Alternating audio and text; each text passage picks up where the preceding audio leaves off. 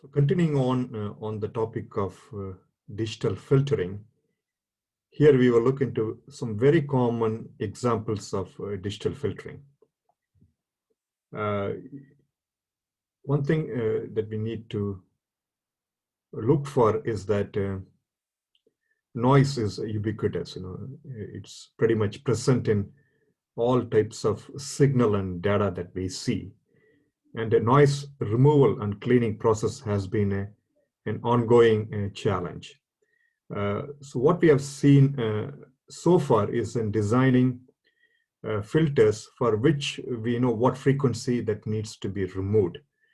So typically, if you know what frequency to be removed, then designing filters would be quite easier. But unfortunately, in a lot of practical and real world applications, we are not sure of what frequencies to be removed.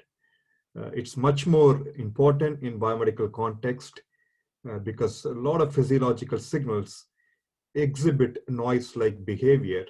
And if you were to remove the noise by using common filtering techniques, then you might be losing a clinical event of interest. Just to give an example, let's say if I want to monitor respiration remotely using the microphone information. So if you record the speech and other acoustical signals through the microphone, if you were to use any filtering techniques to remove the noise, then the respiratory data, which is basically inhalation and exhalation, which manifests itself like a noise through the audio microphone, might get removed. So this is where the choice of filtering is very much dependent on the application. And there are many tools available for us to make an informed decision about the selection of the appropriate filtering or the pre-processing techniques to remove noise and artifacts. The difference between noise and artifact is that noise tends to have more of a random behavior. It's more like a random signal, whereas artifact is another structured signal, but acting as an interference to the signal of interest. For example, if you want to record fetal ECG during pregnancy, in that case, the mother's ECG would act as an interference or an artifact while trying to understand the fetal ECG. Okay, so in those applications, it's not essentially a noise removal application, it's an artifact removal application. So many of the techniques we use currently in biomedical signal processing has been borrowed from other areas, either from speech processing area or even in areas of economics where people tend to do noise removal, for example, in stock market day-to-day fluctuations. Okay? So the common form of seeing a filtering, if you are not exposed to a lot of details about the transformation and H of Z and Z transform, things like, is to use a simple time domain approach. By the way, any of these approaches will have an equivalency in the transform domain, like Z domain.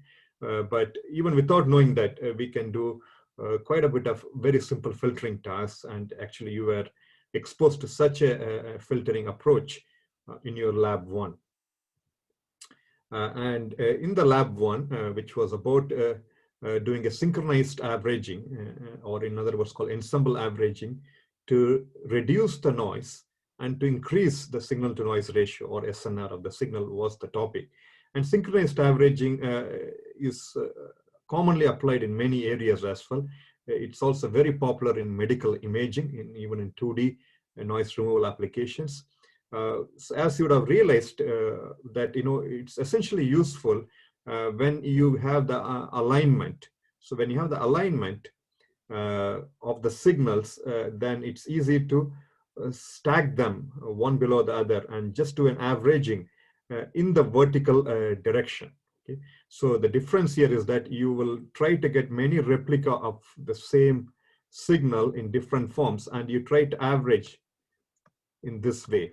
Okay, so when you're doing averaging in this direction, the collection of these different episodes or different replicas of the signal becomes so important. And typically people call that operations an ensemble operation, because you're also aligning them. It's also a kind of synchronization operation.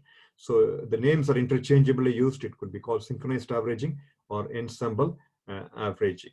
Okay, so the idea here is that we know, like, if the behavior of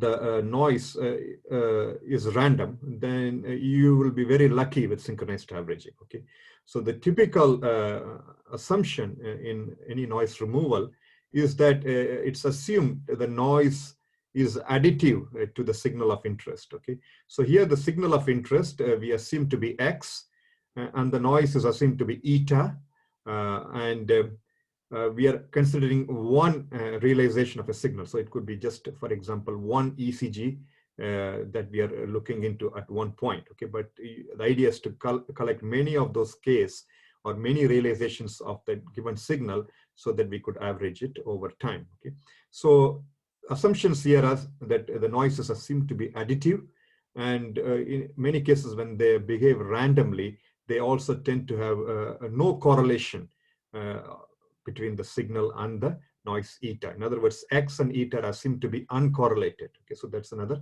assumption we make.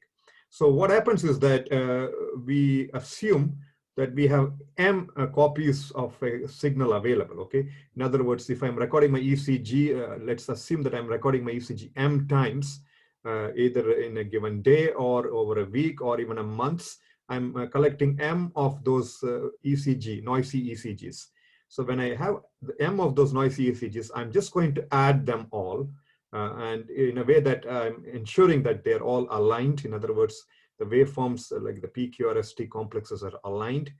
And when that synchronization is done, and when I average them, this is what's the simple equation shows us. So over m averaging, this is what happens to both the signal and the noise. They get added up. And the properties of the signal is such a way that signal does have a structure. So when I average it over m times, when I add them over m times, then basically the amplitude of the signal gets enhanced by m. So it's m xn after m averaging. But what happens to noise is that noise, if I do the same type of averaging, the noise being random, it tends to take zero. So this is why it's called zero mean. So the random behavior of the noise allows to get the zero mean. So it's pretty obvious in the equation that we saw before that the noise, when we added all of them together, it has collapsed into almost zero value. And when you have the signals added them up, the signal's amplitude is getting enhanced. Okay. So what essentially happens during the whole process is that the signal to noise ratio gets increased. Signal to noise ratio is defined as a signal power by the noise power.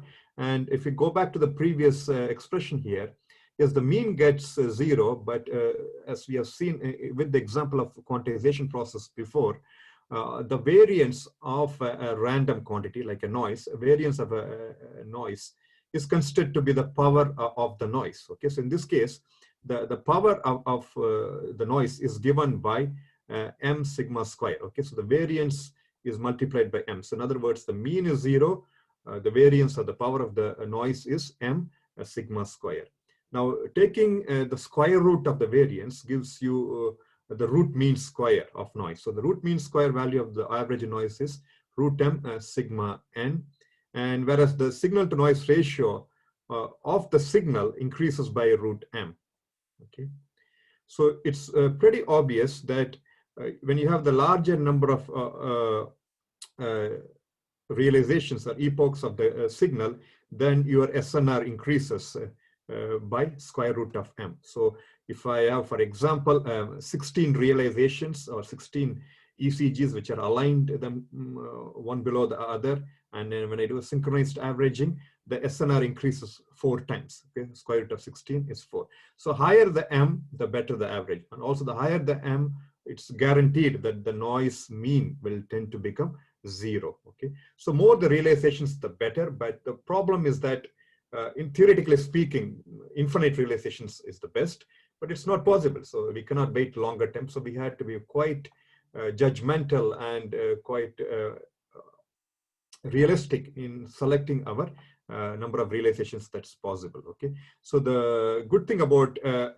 this is that even if the noise and the signal might overlap, when I say overlap means they overlap in the frequency domain, this kind of synchronized averaging, which is a statistical operation, by the way. So this idea is coming from a statistical point of view because the noise is random, allows us to increase the signal to noise ratio to some extent. Okay, and there are many such examples of synchronized averaging in the biomedical context.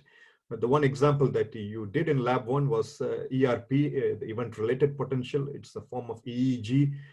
When you give a stimuli to certain parts of the body, then you record the output of that in the form of brain waves, the ERPs, and you take all the ERPs, align them, because you know when the stimuli was given, so it allows you to align them. And when you average them over time, then you will see the signal to noise ratio increasing. But in your particular lab experiment, you would have noticed that the signal to noise ratio was not increasing after a certain number of stimuli. It's because of our characteristics of the human brain. The human brain, after a few number of stimuli, gets used to it. And when it receives a newer stimulus, it doesn't get excited anymore. So that's called habituation. Because of the habituation process in the given lab experiment, you would have noticed the signal to noise ratio wasn't increasing in the later half of the stimulus experiment, because it's just because the brain is getting used to these waveforms, okay, or the trigger that's been given to you. But you could also use a similar concept as I just indicated in ECG. ECG, it's easy to synchronize because typically the QRS pulse allows us to do this kind of synchronization. You have a kind of a reference point. But if the signal doesn't have a very nice structure or reference points, the synchronized averaging becomes a little bit more complicated. Okay, so nevertheless, it has worked quite well, and it really does a good job in medical images, because it's possible to get medical images with good level of synchronization. And when we put all those medical images together and add them, then you will see the SNR increases, noise vanishes because the noise power decreases. Okay, so just a simple addition operation is allowing you to increase the SNR, and it gives an idea that we can work with some kind of an addition operation. Okay, and this is the example of the ECG with the real world ECG with synchronized averaging. So if you see after 11 ECG episodes which are aligned together, when you do the averaging, the noise that's present is totally gone or reduced. So it more or less looks like a very clean ECG signal. Whereas you take two example cycles of ECG, cycle 3 and 5, you see the noise is riding on the ECG waveform. Okay, that gets easily vanished when you try to do the averaging of it. Okay, so this again, you have to be mindful of the application domain. If I were to do the similar thing when I'm trying to analyze, for example, sounds from joints, like the knee joints, for example, or some other form of acoustical signal, then they tend to have noise type structure. It doesn't mean they have to be removed, because they carry a clinical significance of it. Okay, so that's where you should be quite judgmental in picking the right type of filtering with the given context in mind. Okay, context in mind. So moving on, synchronized averaging, as indicated, is a statistical operation, but the idea is that just a simple addition and averaging, which is also called mean operation, helps you to enhance the signal to noise ratio of a given signal. And this gives an idea that averaging could be used quite extensively. Okay, so another form of averaging is that when you don't have the luxury of many realizations of given physiological signals, like you're not able to get many episodes of ECG, or you're not able to generate different stimuli, then how do we go about in removing the noise or reducing the noise? This process is called the moving average process. So the moving average process, the averaging is done in a horizontal way in this direction. Okay?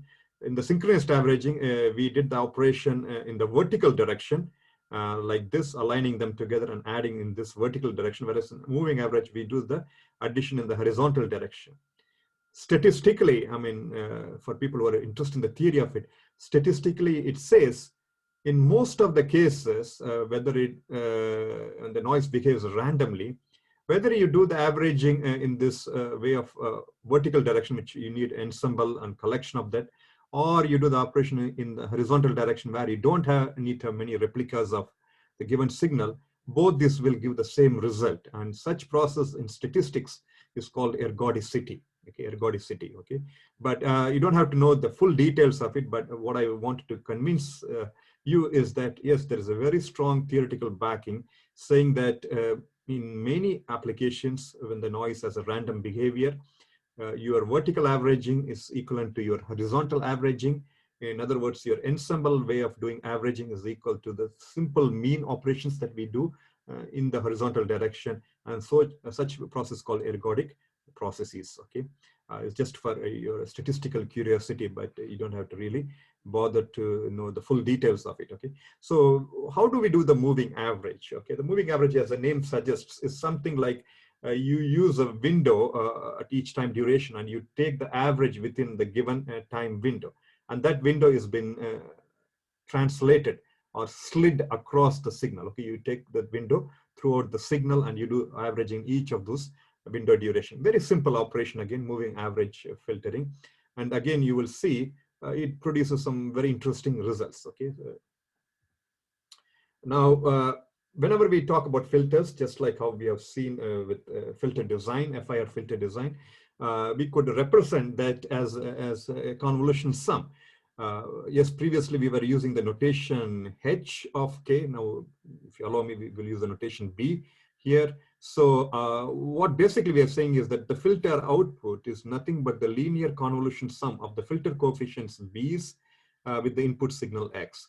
So in a moving average filter, what happens is that for each time sample of the signal Xn, I'm taking a weighted combination of the current sample with its past values also. Okay, so the current sample would be X of n that I'm getting in. So I'm taking X of n, and I'm also taking X of n minus 1, X of n minus 2. So the current sample value has been replaced by a weighted combination of its adjacent samples as well.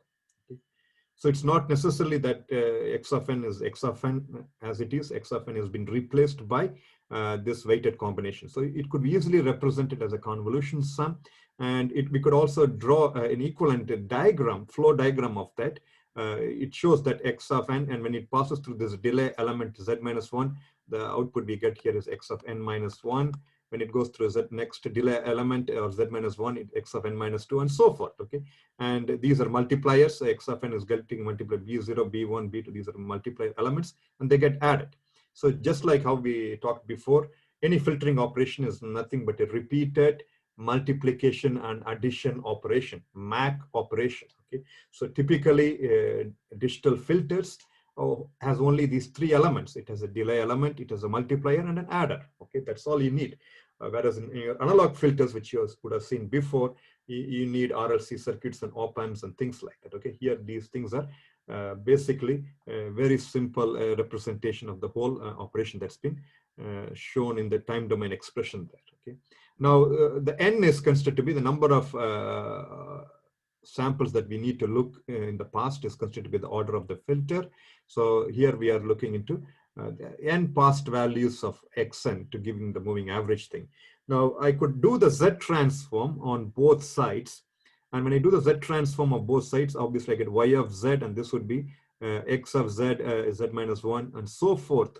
When you do a simple Z transform both sides, then I can represent YZ by X of Z, YZ by X of Z like this expression. That's nothing but the transfer function of the system, XZ, okay? HZ, sorry, YZ by XZ will give H of Z, which is the transfer function of the system.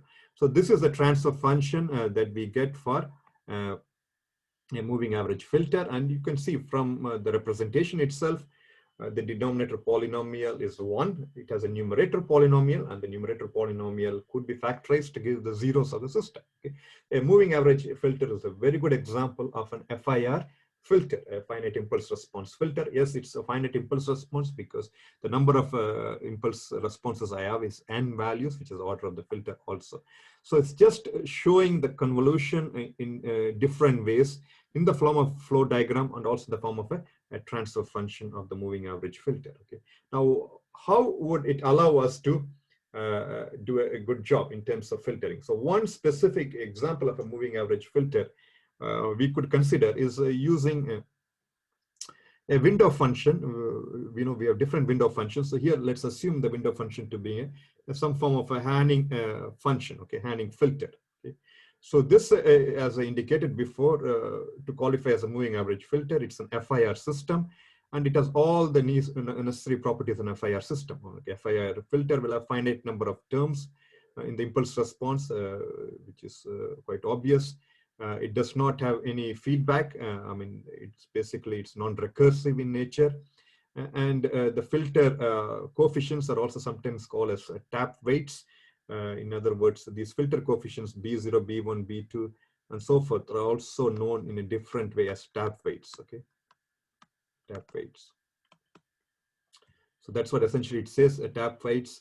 And given that it's a system with only zeros, the filter is inherently stable, and sometimes they also possess this nice property of linear phase. Okay, linear phase, these moving average filters.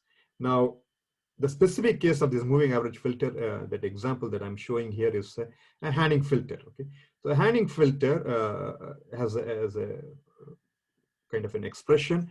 This is the expression for the Hanning filter, and the yn is nothing but 1/4 xn, the current value, plus 2 times the past value, plus 1 time the two values before the current sample. Okay, so it's just a simple weighted combination of the adjacent samples of the signal xn. It's an average that's done in a given window duration. Okay, now if you see here, we could see if your input, for example, xn was the impulse to the system, then by simple mathematics, as you would have known before, you get the impulse response. So the impulse response of a Hanning filter is this one. Okay, impulse response. You could also do a stem plot of that. When you do a stem plot of that, you will see the plot of this one is that it would have something like, a value here, another value when n equal to 1, and this is how it will look like. Okay, a stem plot of that. Okay. So this is at n equal to 0, this is at n equal to 1, and n equal to 2. So a simple 3 stem plot, okay, the Hanning filter. Now the transfer function of this could be obtained by just doing the Z transform, and this is a transfer function of the system.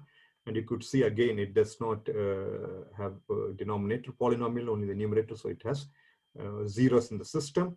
And I could also put this into the signal flow diagram. Again, signal flow diagram is where we put the elements of this one into delay, multiplication, and adder. It's just a digital filter representation. So the good thing about a flow diagram is that it not only gives an idea about how the digital filter structure looks like, it also is one step closer to making any hardware implementation. It's important because in engineering type of projects, eventually we need to translate this into practical hardware, and the flow diagram is one step before getting into the hardware realization of that.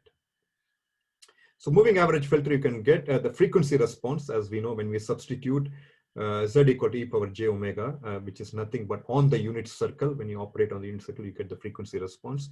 And if you want to get the discrete version of that frequency response, we need to take discrete points around the unit circle, and that's nothing but called the discrete time Fourier transform. Okay, so just to show that just from this one idea of the time domain representation, we can get many interpretations of the filter, and all these things points out to that we can get the frequency response, we can do the signal flow diagram, we can get the impulse response. You get all those ideas just from the difference equation that we started with. So there's a difference equation, and from here we can make up all those things.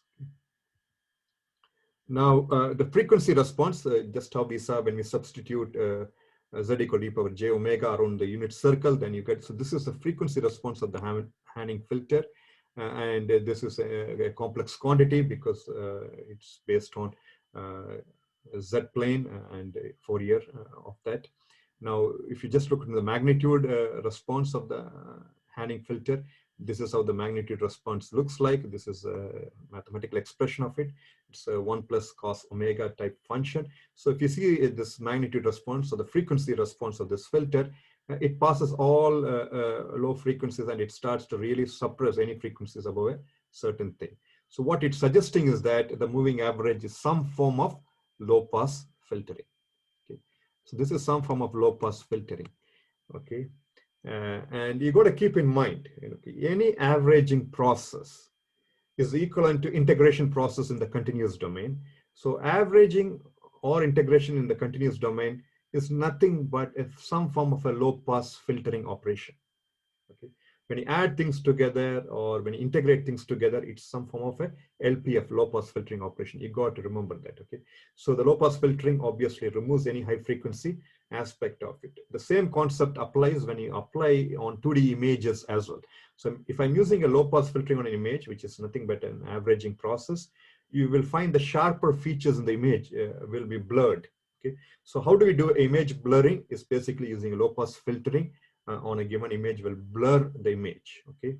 And now that's the magnitude response that we talked. Phase response seems to be minus omega, and when we plot it, it's just a linear phase. Okay. And so this is a very interesting characteristics because we would like to have the phase response to be linear, which means it will not create any distortion to the input signal. Okay. It doesn't bother the input signal if you have a linear phase. Okay. Now, going one step further, previous example was using a Hanning filter. Here I'm considering an extended example of a moving average filter with an 8-point averaging. Okay, so I'm doing an 8-point averaging, which essentially says I'm going to take 8 samples from the signal in doing my average. If you ask me what it is, it's nothing but some form of a window function with 8 samples in it. Okay, in a Hanning window, we had 3 samples. Here I'm having 8 samples to do the averaging. Okay, so this averaging again could be represented by this equation here. I'm taking k equal to 0 to 7. I'm taking the average of it, and it's equally weighted. Okay, it's equally weighted. So you could also say this is some form of a rectangular windowing. Okay, in other words, it's equally weighted. It's basically uniformly averaged. Okay. Now, just how we did before, I can put x is equal to x of n equal to an impulse delta n, and I can get the impulse response of the system. This impulse response to the system, and we do this when I do the Z transform, I get the transfer function of the system. And when we substitute Z equal to e j omega, and you could as well call it as omega, then I get the frequency response of the system. So this is the frequency response of the 8-point moving average filter. Now, because we have a notation like the transfer function, we could also do the roots of that, and the roots of that could be plotted in the Z plane in the form of pole 0 diagram. But given that it's an FIR filter and it has only numerator, we only have zeros, and the zeros are located at the points that are identified there: 125 hertz, 250 hertz, 375, 500, and it's these are the mirror images of the second half is the mirror image of the upper half of it. Okay. Now, if you plot the magnitude response, you will see because there are zeros sitting on the unit circle, you will see those frequencies will be basically reduced. Okay. So it acts like a, so in this case, the 125 hertz, 250 hertz, 375, 500 hertz would be the frequencies that are suppressed. So essentially, it behaves like this 8-point filter behaves like a nice low pass filter up to a frequency of I would say around 90 hertz. Okay, around 90 hertz. Because then after that, it starts to reduce the frequency that's after 90 hertz. So this moving average filter is some form of an approximate LPF, and we know that any averaging process low pass filtering, and this frequency response is proving that there are a lot of attenuation after 90 hertz frequency for the given signal. Now, if you look into the phase response, again, phase response, we don't really bother to look into carefully, but in this case, if you just see how the phase response behaves like, it behaves somewhat piecewise linear. So it's also okay it's linear up to this frequency band, and as long as it's linear, it doesn't cause much distortion up to that band.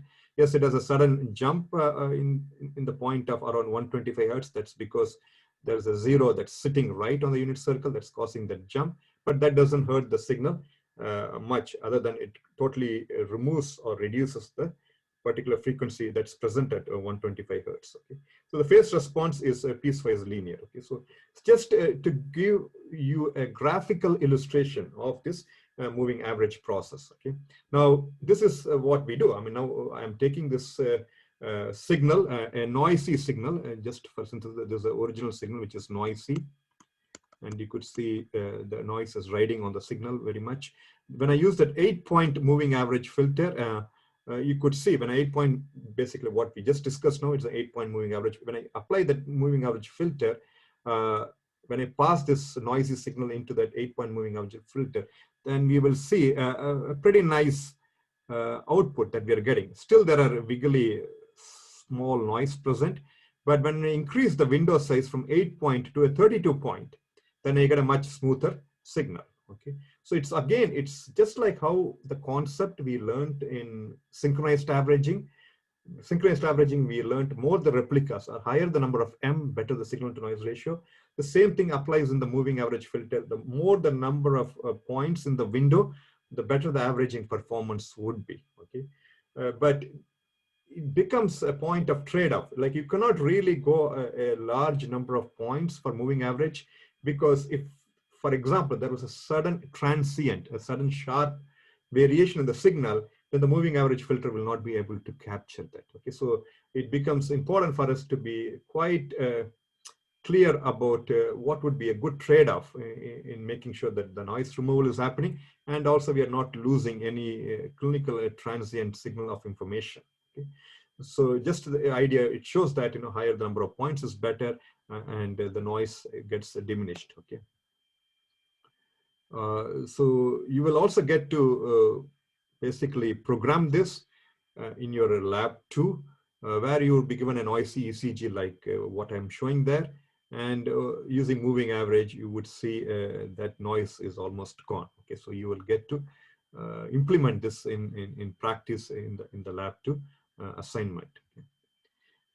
So far we talked about averaging operations. Now the counter example of averaging is derivative or differentiation. Okay, so because averaging and integration is some form of low pass filtering, the opposite of that, which is a derivative and differentiation, is some form of an high pass operation. Okay, so you will see here the differentiation operations in the continuous domain is d over dt, and in the discrete domain we call it as difference.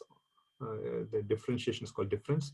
So the frequency response of this derivative operator is this one. Okay, now I'm just using a different notation, omega, for the frequency variable.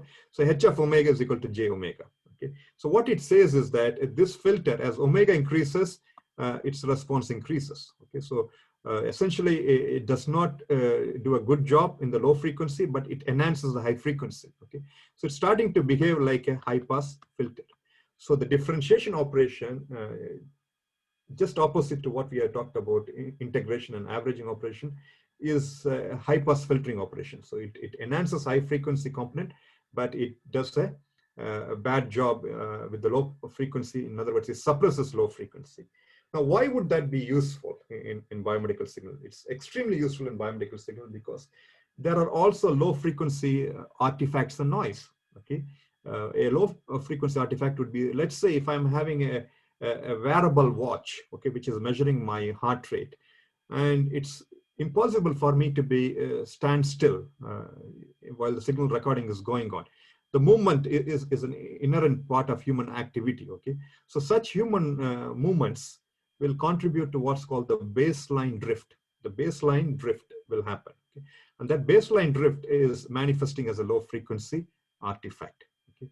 Also, it's possible that in many cases, like especially when you're recording ECG, the respiration, because you're inhaling and exhaling maybe while doing exercise, for example, and you're trying to record ECG, that will also, respiration will also contribute to baseline drift. Okay, so baseline drift, how do we remove the baseline drift? It's not a high frequency noise, it's a low frequency noise. And that's where you have to use a high pass filter to remove the low frequency noise. Okay, so and if you want, you can also go to second derivative, d square by dt, in which case you would see that this is how the frequency response is, that by from the expression of it, you could make out that as frequency increases, the response increases quadratically like this. So it really enhances the higher frequency and really suppresses the low frequency. Okay, so it's useful in suppressing low frequency artifacts,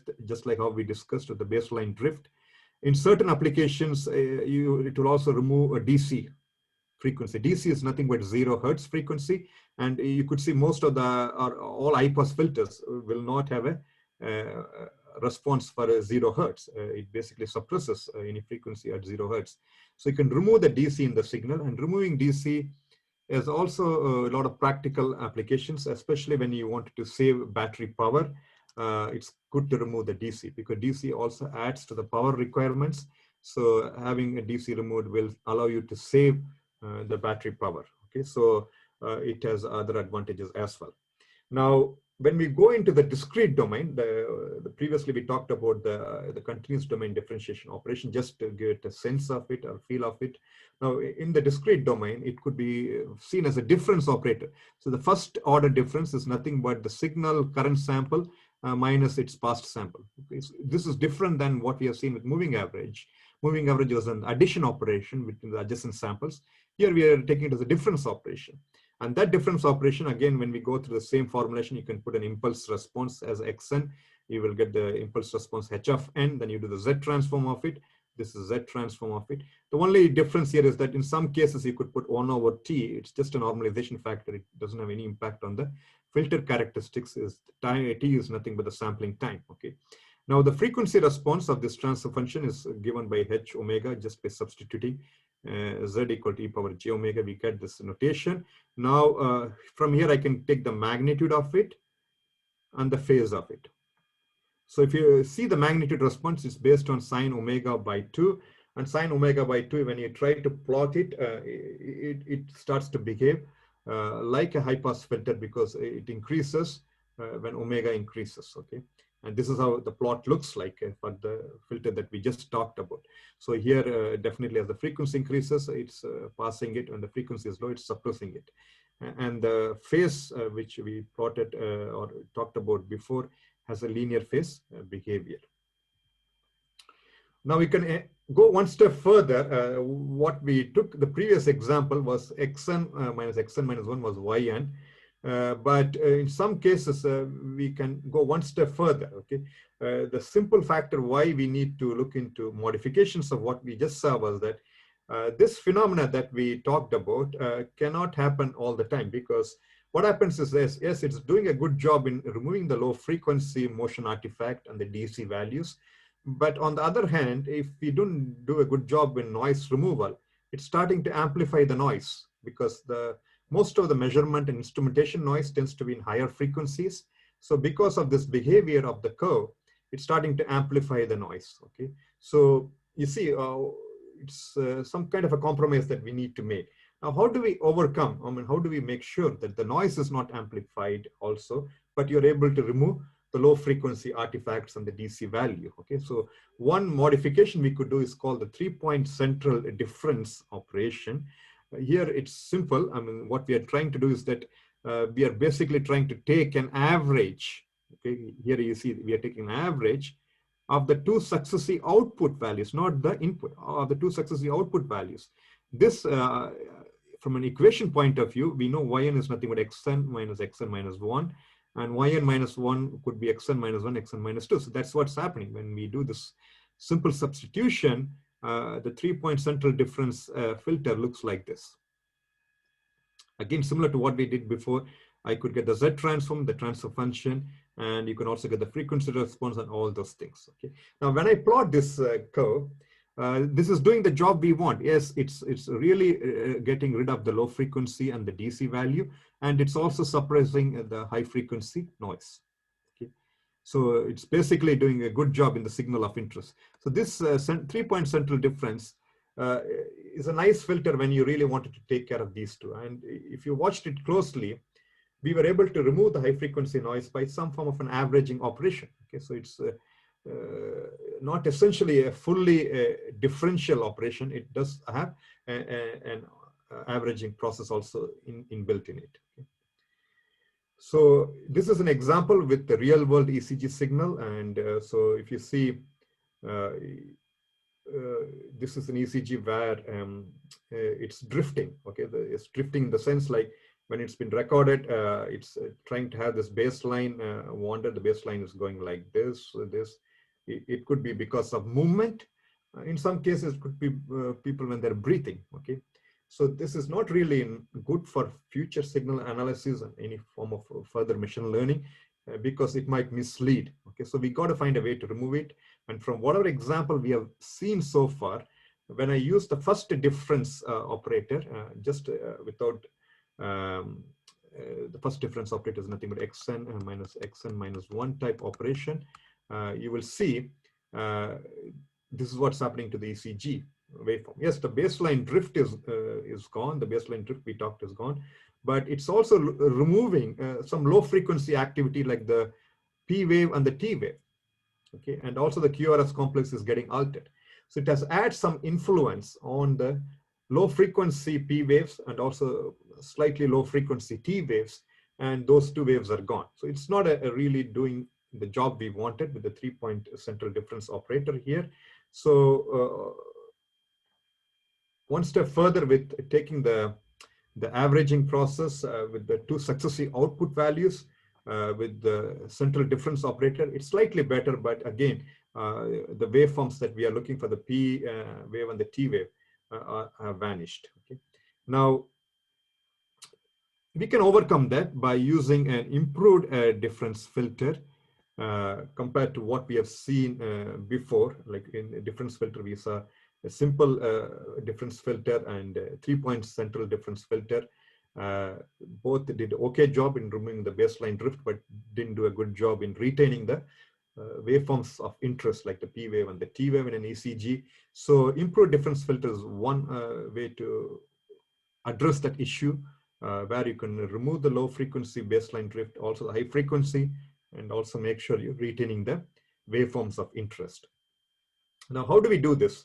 Improved difference filter is basically by going one step further now. Okay, so previously in all those equations we saw, we had only numerator polynomial. Now we are starting to have a denominator polynomial because we can place a pole which is very close to the unit circle. Like for example, in this case, we can place a pole very close to the unit circle at 0.995 radius. By doing this, you can probably overcome some of the issues we had with the previous difference filters. Okay, so that operation leads to a transfer function like this, h of z. Now it has a numerator polynomial and a denominator, so you have zeros and poles. Now in the difference equation, it's starting to look like this. So if you see this difference equation, previously the difference equations we have seen had only this part, xn minus 1. In the 3-point central difference, yes, we had xn minus 2. But we didn't have the other component which was dependent on the output also. Here you see, I'm having this additional term plus yn minus 1, which is based on the past output. Okay, so it's kind of a feedback being given into the filter now. When we give a feedback into the filter, this filter is called a recursive filter. Okay? In other words, the yn output is calculated in a recursion way based on its past values also. Okay. So here the output is also starting to play a role, and that's why we got the poles in the system. And such a filter is not anymore a finite impulse response filter. It's called an infinite impulse response filter, or in other words, IIR filter. Okay, infinite impulse. So an improved difference filter is nothing. Improved difference filter is nothing but a filter with poles also, and it becomes an IIR filter, and it will overcome the issues we saw before. Okay. Now, again, you could have the equivalent representation in the signal flow diagram, and we will see more of these flow diagrams later. One difference you will see here is that there is a feedback loop that's involved here. Okay, This is a feedback loop, which wasn't there before. Feedback loop from your earlier courses, you can appreciate is good, but it might also lead to instability if we are not careful with the feedback. And instability, as you know, only comes when there is poles in the system. Yes, so it's all connected. There's a feedback, there is a pole, and it could lead to instability. So improved difference filter is great, but from a design point of view, we should be mindful of the fact that we are not really bothering the output. It doesn't blow up, it doesn't become unstable. So when we use an improved difference filter, this is a frequency response of the improved difference filter.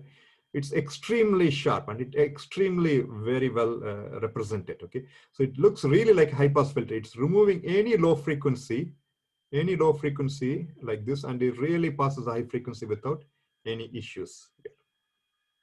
Okay, and so this is fantastic to have.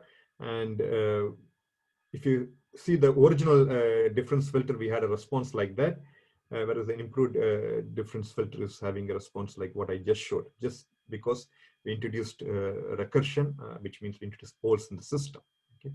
Now, if you had to process the ECG, which I showed before with the baseline wander and noise and things like that with the improved difference filter, you will see that improved difference filter has removed the baseline wander, and it has also retained the things that we are looking for. The P wave is here, QRS is obviously here, and also the T wave is present. So it has done a fairly good job in removing the baseline wander. Okay, so if you are working in projects where you're dealing with wearable biomedical devices like a smartwatch or a single lead ECG, or for that matter, other forms of wearable devices, baseline wander or a drift is a common problem. Now, what would be your solution for it? You have a solution here. The best way to address that is to use an improved difference filter.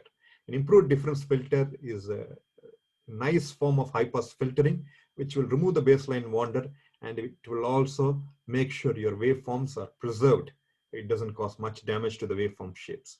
When it's just a simple difference filter, yes, it removes the baseline wander, but it might also affect your waveform shapes. Okay, so with that in mind, the session on this filtering topic is done.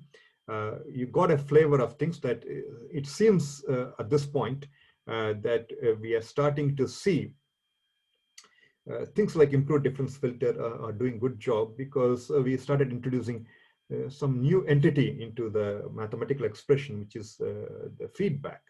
And it essentially says that when we have poles in the system, you might be able to design very nice filters. Okay, but we also understand stability. So the next set of talk would be on how to formally design filters, which are when infinite impulse response or IIR characteristics. Okay, thank you.